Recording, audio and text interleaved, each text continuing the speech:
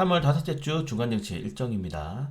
자, 최근 금융권 리스크가 시장이 확대되고 있는데, 자, 우선 글로벌 은행 위기 추이를 보시면은 지금 이 미국 이 실리콘밸리 은행 SVB 파이낸셜 그룹부터 시작된 이슈가 스위스 크레딧 스위스까지 넘어갔죠. 그리고 이게 UBS가 인수를 하면서 어느 정도 해소가 되고 있고, 자, 지금 보시는 것처럼 8일부터 19일까지 매일매일 이런 리스크들이 현재 발생을 하고 있습니다. 지난주 금요일에는 도이치뱅크 독일까지 이슈가 발생을 하게 되면서 미국에서 발생된 금융권 리스크가 전 세계적으로 파생되는 게 아니냐라는 우려를 낳고 있는데, 일단은 바이든 대통령도 그렇고 제넬런 재무장관도 그렇고 또 IB 글로벌 은행들도 다 여기에 대해서 그렇게 심각한 상황은 아니다라고 이야기를 하고 있고 빠르게 수습을 하고 있습니다. 물론 소형은행 같은 경우에는 뚜껑을 열어보니까 이거 좀 위험한데, 그리고 SVB 그리고 다른 뭐 퍼스트 리퍼블릭 같은 이슈가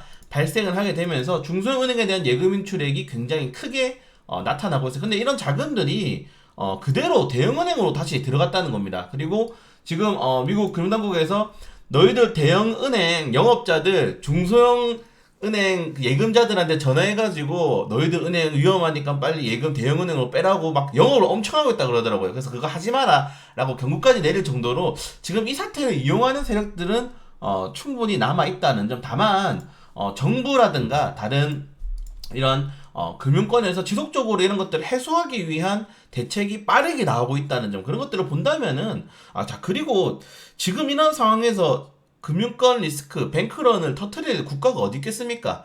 네, 우리나라도 마찬가지거든요. 이건 좀 이따 설명할 건데, 지금 이런 상황에서 경기가 둔화되고 있는 상황에서 뱅크런이라는 사상 최악의 사태를 터트릴 국가는 아무도 없다. 멍청한 지도자는 아무도 없기 때문에 저도 일단은 그걸 덮어둘 가능성이 굉장히 크다라고 생각을 하고 있습니다. 그렇기 때문에 요거는 조금 더 봐야 될 필요가 있을 것 같다라고 생각이 되고, 오히려 이런 금융권 리스크로 인해서 증시 같은 경우는 상승을 하고 있죠. 왜냐면은 이번에 파월 연준의장이 아무리 올해 금리 인하 없다 했지만은 이렇게 은행들 터져 나가고 있는데 유동성 보급 안 하겠느냐라고 생각을 하고 있는 겁니다. 저도 그렇게 생각을 하고 있기 때문에 증시는 지속적으로 상승을 하고 있다는 점 좀 아이러니하죠.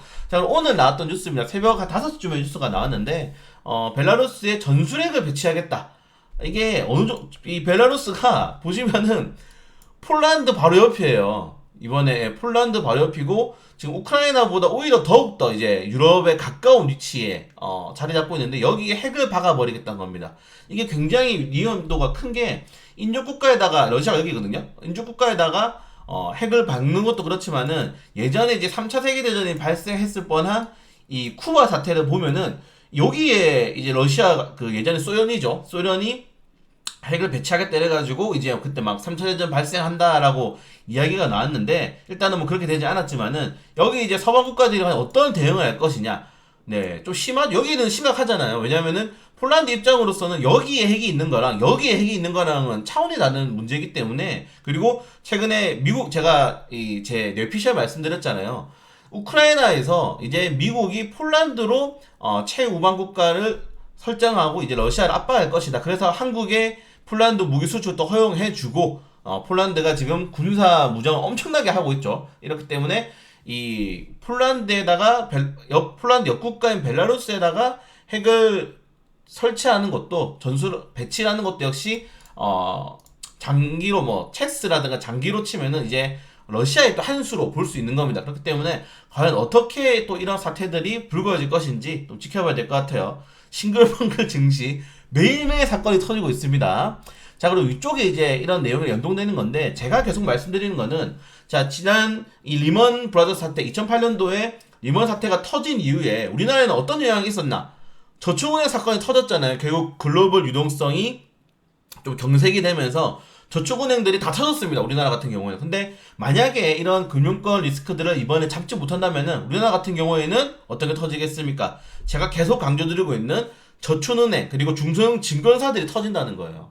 왜? 이 우리나라 같은 경우에는 부동산이 가장 큰 시장이기 때문에 이런 고객이 예금한 금액이나 투자한 금액을 금융사라든가 뭐 저축은행이니까 전부 다 부동산에 투자를 굉장히 많이 해놓은 상태입니다. 이 프로젝트 파이낸싱에 굉장히 투자를 많이 했는데 지금 이 부동산 건설 경기가 그렇게 좋지 않죠. 그렇기 때문에 지금 이러한 사태들이 터지게 되면서 또 자금이 경색이 된다 그러면은 이제 제2 리스크들이 바로 이 금융사, 카드사, 저축은행 이렇게 터지는 거예요. 증권사 이렇게.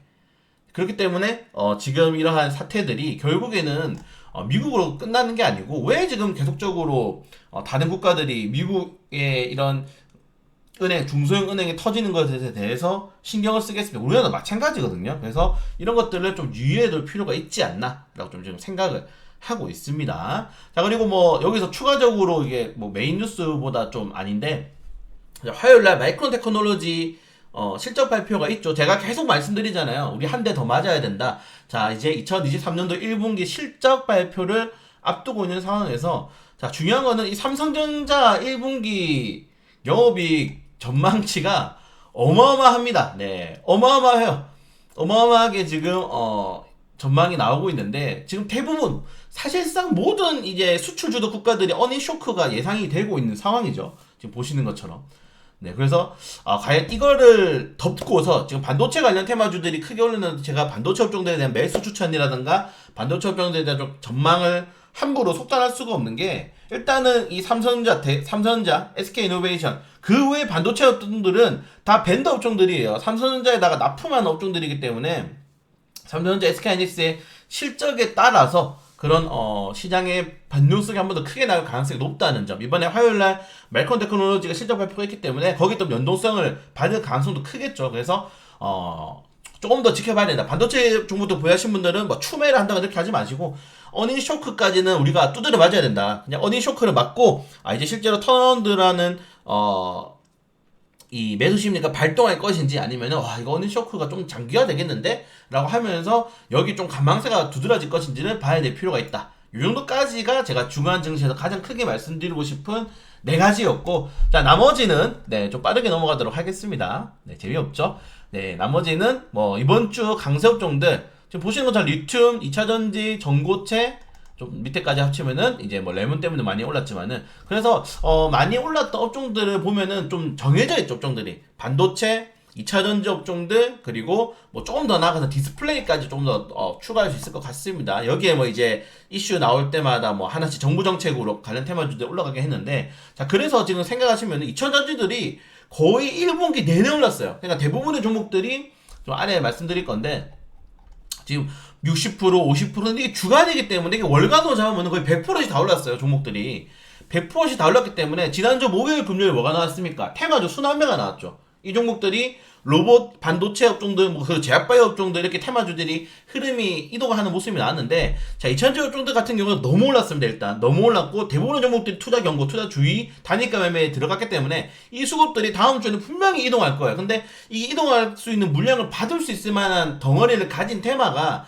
반도체라든가 로봇 관련 테마밖에 없어요. 근데 로봇도 좀 많이 올랐단 말이에요. 그래서 금요일날 반도체로 쏠린 겁니다. 근데 이게 지금 흐름을 보시면 알겠지만은 증시에 좋아도 반도체로 2차전지로 쏠리고 증시가 안 좋아도 2차전지로 쏠려요. 그래서 2차전지 업종들이 이제 뭐 완벽하게 테마가 조정이 나온다고 말씀드릴 수는 없고 다만 이제 다음 섹터 우리가 다음 스텝을 이제 준비를 슬슬 해야 된다면은 반도체 이슈도 하나 끌고 오면 좋을 것 같고요. 그리고 그 다음에 가지고 올 수 있는 게 뭡니까? 제약바이오 하나 가져오면 좋을 것 같고 왜 덩어리가 크니까 그걸 제외하고는 나머지 업종들 같은 경우에는 조금 더 봐야 된다. 라고 좀 말씀을 드리고 싶어요. 그래서 2차전지 소재 업종들이죠, 특히. 그래서 소재 업종들이 장비라든가 부품 종목으로도 넘어갈 수 있는지도 좀 지켜봐야 할 필요가 있을 것 같다. 소재가 너무 올랐기 때문에 그 소재들을 생산할 수 있는 장비 업종들도 분명히 수혜를 받을 가능성이 크다는 거죠. 그래서 많은 기업들이 2차전지 종목으로 지금 투자를 하고 있기 때문에 이 장비 업종들도 좀 관심 가져보시는 것도 나쁘지 않을 것 같습니다. 네, 보시는 것처럼 뭐 거의 뭐 2차전지 소재 업종들 뭐 엄청나게 많이 올라갔죠. 지금 잡기는 좀 그렇고, 네. 자, 우리 일정들 보시면은 좀 빠르게 넘어갈게요. 화요일날 마이크론 테크놀로지 실적 발표가 있습니다. 여기는 올려드리지 않았어요. 보통 이제 뉴욕 증시 이슈는 장전 시장에 올려드리기 때문에 이슈가 있고, 자, 그리고 수요일날 관련된 내용들 하나씩 체크해 보시면 좋을 것 같습니다. 이번 주는 뭐 큰 이슈는 없어요. 그래서 이번 주에 좀 크게 주목해야 될 점이 서울 모빌리티 쇼. 지난 2024 인터 배터리 때 배터리 관련 테마주들 발음이 그렇죠. 소재 관련 테마주도 굉장히 많이 올라갔잖아요. 소재 관련 테마주도 확인하시는 게 좋을 것 같고, 그리고 개인 소비 지출, PC 지출이 또 중요하게 나옵니다. 그래서 금요일까지 또다시 이제 증시 일정이 영향을 많이 받을 수 있다. 사실 뭐 이번 주 같은 경우에는 큰 건 많이 없는데 금요일날 화요일 금요일이 좀 중요하다라고 말씀을 드리고 싶습니다. 자, 그래서 제가 최근에 계속적으로 뉴스를 좀 많이 올려드리는 게 너무 많아요, 뉴스가. 근데 뉴스가 많다는 거는 증시의 변동성이 커질 수밖에 없다는 거고, 변동성이 커진다는 거는 네, 우리가 조금 보수적으로 대응해야 된다는 거죠. 네, 그렇기 때문에 일단은 악재들을 해소할 수 있는 많은 재료가 나왔음에도 불구하고 다시 러시아 이슈가 불거지고 있는 상황에서 우리나라 같은 경우에는 이 프레드 파이낸싱 이슈가 있다는 점, 요거 두 개 꼭 확인한 다음에 비중 확인하셔야 됩니다. 제가 2022년도 끝날 때 말씀드렸잖아요. 상반기까지는 우리 이 악물고 버티면서 단타만 들어가야 된다. 그리고 비중 분산 잘해야 된다. 계속 말씀드립니다, 여러분들. 비중 분산 잘해야 돼요. 그리고 뭐 우리 핵심 종목으로 웰컴도 또 넣어뒀기 때문에 조금 1분기 뭐 20일 정도니까 이제 10일밖에 안 남았잖아요. 네, 조금 보수적으로 시장 확인하면서 대응하는 것도 나쁘지 않을 것 같습니다. 네, 그래서 뉴스도 계속 올려드릴 테니까 확인하시고, 오늘도 날씨 좋은데 오늘 그리고 미세먼지도 그렇게 많이 없더라고요. 네, 남은 주말 좀 밖에 나가 보시면서 잘 좀 환기도 하시고, 네, 다음 주 우리 또 열심히 달려야 되니까 그렇게 시간 보내셨으면 좋을 것 같습니다. 저는 집에 있을 예정입니다.